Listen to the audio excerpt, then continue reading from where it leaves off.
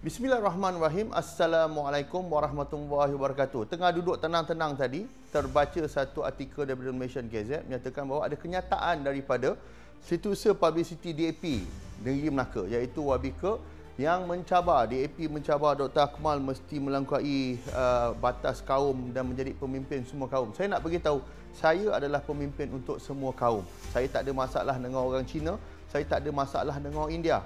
Malah kita bantu semua kaum sama rata. Tak ada apa pun saya lebihkan. Sebab apa? Bagi saya, bila nak dibantu, kita akan bantu tanpa tengok pada warna kulit ataupun bangsa dan agama apa.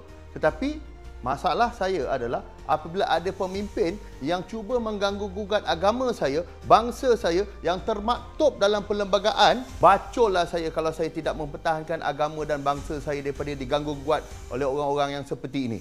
Dan saya nak beritahu juga, Wabika ada beritahu juga dalam kenyataan bahawa tidak ada mana-mana parti politik hari ini yang harus berpuas hati menjadi suara fraksi sempit. Saya nak tanya Wabika ni, suara fraksi sempit ni apa yang Wabika masukkan? Adakah Wabika masukkan fraksi sempit ni bila saya bercakap mempertahankan agama bangsa saya yang termaktub dalam perlembagaan itu adalah suara fraksi sempit? Yang sempit ni sebenarnya adalah pemikiran seperti kamu, wahai Wabika. Saya nak beritahu, sebelum kamu cabar saya untuk jadi pemimpin semua kaum, saya minta Wabika ambil cermin, tengok dekat cermin tu. Saya cabar juga Wabika supaya DAP menjadi pemimpin kepada semua kaum dengan menghormati sensitiviti yang berada dalam negara kita. Sebelum kamu nak minta orang hormat pada kamu, tolong hormat apa yang dah termaktub dalam perlembagaan dan juga sensitiviti yang berada dalam negara kita. Wabika, saya tidak ada masalah dengan orang Cina, tidak ada masalah dengan orang India. Saya ada masalah dengan pemimpin yang seperti kamu yang pemikirannya sempit,